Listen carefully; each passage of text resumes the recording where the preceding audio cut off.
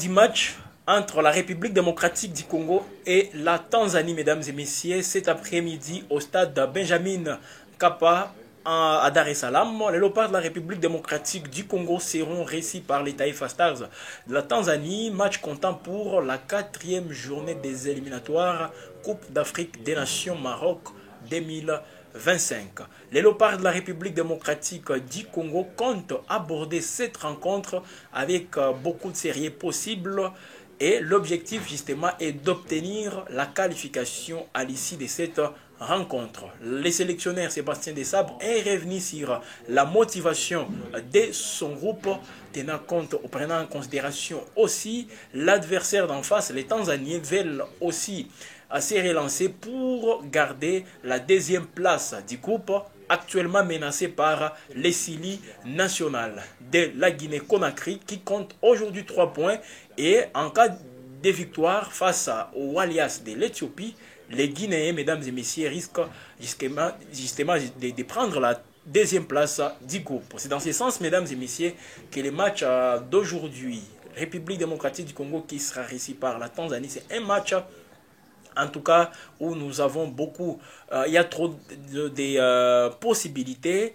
Un match nul ou une victoire sera synonyme d'une qualification pour les Léopards de la République démocratique du Congo. En face, comme je viens de le dire, les Tanzaniens veulent aussi se relancer. L'heure du match, dans la partie orientale du pays, il sonnera 15h. Mesdames et messieurs, au niveau de l'ouest du pays, il sera 14h. 15h, voilà, c'est l'heure de la rencontre République démocratique du Congo face à la Tanzanie. Ou disons la Tanzanie contre la République démocratique du Congo parce que ce sont les Taifa Stars qui reçoivent les Léopards au stade Benjamin Kappa Stadium. Les Léopards de la République démocratique du Congo séjournent en terre tanzanienne depuis le dimanche 14, disons, le dimanche 13 octobre 2024 et hier lundi c'était la reconnaissance de l'ère de jeu du stade Benjamin Kappa. Les Léopards se sont entraînés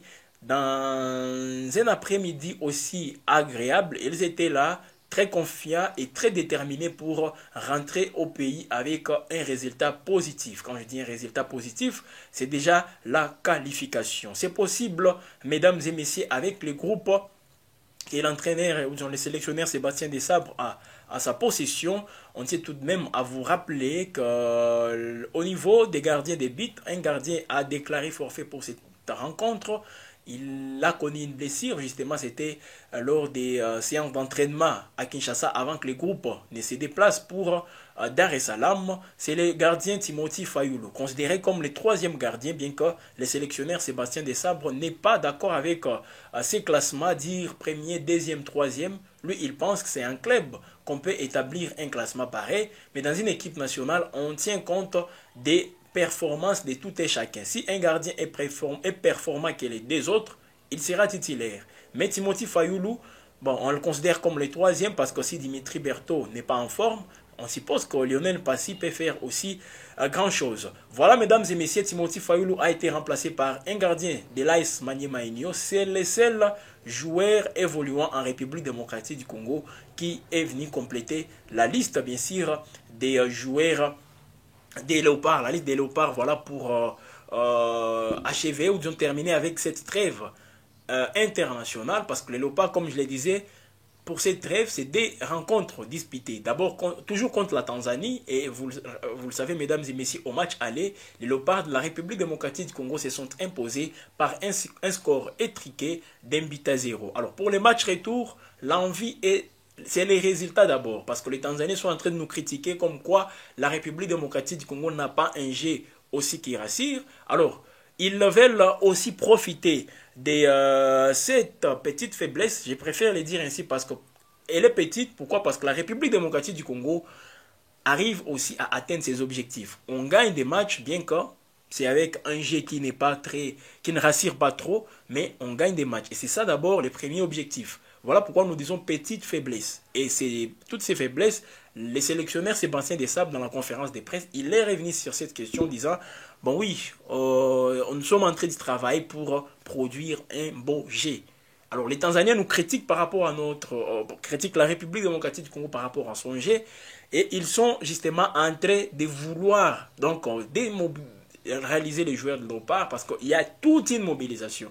Je rappelle, ne soyez pas surpris de voir les stades Benjamin Kappa être rempli comme un F. C'est tout à fait logique vu les prix d'accès au stade. Alors, je le disais même hier, il y a les Congolais qui se mobilisent justement pour accompagner les Léopards. Au-delà de ces Congolais vivant en Tanzanie, qui seront aussi au stade, il y a d'autres qui ont traversé la République démocratique du Congo, surtout les Congolais de Lubumbashi, toute la province du Haut-Katanga se sont déplacés en masse pour aller accompagner les léopards de la République démocratique du Congo. Mission, c'est la qualification. Nous voulons être aussi parmi ces pays qui se sont déjà qualifiés. L'Algérie, déjà qualifiée avec 12 points. Alors, si la RDC gagne aujourd'hui, elle aura aussi 12 points. Voilà, mesdames et messieurs, même 10 points. En tout cas, ça peut faire affaire pour la République démocratique du Congo. Le Burkina Faso s'est qualifié avec 10 points, bien que ce n'est pas dans le même contexte avec la pondération. C'est vrai, dans les groupes de la RDC, nous avons la Tanzanie qui a 4 points. Mais si aujourd'hui, la Tanzanie, la RDC accroche la Tanzanie, déjà la République démocratique du Congo aura 10 points et la Tanzanie n'aura que 5. Et ça sera toujours une pression parce que les Guinéens veulent récidiver face aux Éthiopiens. Parce que c'est le même groupe. La RDC, première du groupe, avec 9 points sur 9, suivi de la Tanzanie avec 4 points. La Guinée, troisième avec 3 points. Et enfin, nous avons l'Éthiopie qui a une seule unité. Mesdames et messieurs, tout est jouable dans ces groupes. Voilà pourquoi nous insistons sur la concentration pour les léopards de la République démocratique du Congo. Alors, nous vous donnons toujours cette possibilité, mesdames et messieurs, de donner aussi vos points de vue. Qu'est-ce que vous pensez pour cette rencontre des léopards de la République démocratique du Congo qui se sont préparés en conséquence pour bien aborder cette double confrontation face aux Taifa Stars de la Tanzanie. La première manche, elle s'est bien passée parce que la RDC a gagné. Pour la deuxième manche, c'est aussi la victoire qui est toujours visée. À défaut d'une victoire, c'est un match nul, mesdames et messieurs, mais il faut éviter aussi de se compliquer la tâche parce que nous restons avec, après ces matchs d'aujourd'hui, il y aura encore des matchs contre la Guinée et contre l'Éthiopie. Pour tous ces matchs, les sélectionneurs de la République démocratique du Congo insistent sur la constance. Donc on continue toujours avec cet état d'esprit de gagner des matchs pour voir Maroc en 2025. Alors, mesdames et messieurs, avant de terminer, faisons la composition probable. Bon, on va estimer tout simplement une composition probable, tenant compte des points forts et des faiblesses aussi toujours dans l'équipe nationale de la République démocratique du Congo. Quels sont les joueurs justement qui vont commencer cette rencontre? Alors dans les perches, nous avons Dimitri Berthaud, toujours irréprochable. Il vient de livrer 3 rencontres, mesdames et messieurs, dans ces éliminatoires. Il n'a pas encaissé contre la Guinée. Il n'a pas encaissé contre l'Éthiopie. Contre la Tanzanie, il n'a pas encaissé. Donc, il mérite justement encore une fois d'être sur la pelouse. Cet après-midi, il y a Dimitri Berthaud dans les perches. L'axe central composé de Chancel Mbemba et Inonga Baka. Au niveau du latéral droit, c'est là où ça pose un tout petit peu problème. Parce qu'on n'a pas vu, on a vu Gédon Kaloulou avec beaucoup de faiblesses lors du match aller contre la Tanzanie. Alors, on estime peut-être qu'on peut mettre d'autres joueurs là-bas. Surtout, Joris Kaembe qui peut jouer même sur ces côtés-là. Il peut jouer comme arrière droit, tout comme arrière gauche. C'est possible. Parce qu'à l'arrière gauche, là, nous mettons Arthur Maswaku. Maswaku comme arrière gauche. Nous avons aussi, mesdames et messieurs, au niveau des latérales droits, là, c'est entre Gédon Kaloulou et Joris Kayembe. Mais nous voulons beaucoup plus Joris Kayembe convaincre les sélectionneurs pour jouer encore une fois sur ces postes. Mais on va voir. Alors, au niveau de la médiane, c'est la traditionnelle composition, justement. Là, nous avons les joueurs Charles Piquel, Samuel Mutusami, alors Edo Kayembe. Va-t-il commencer la rencontre? C'est possible.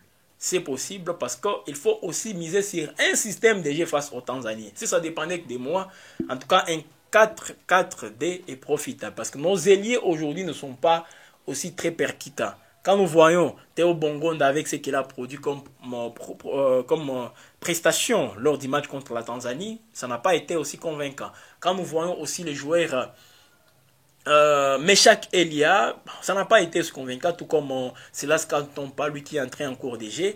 Mais il faut miser aussi sur les systèmes de 4-4-D avec des points, ça peut marcher. Soit nous mettons là-bas les joueurs Samuel SND, il doit commencer toujours la rencontre parce que c'est un joueur de grand gabarit et il pèse toujours sur la défense adverse.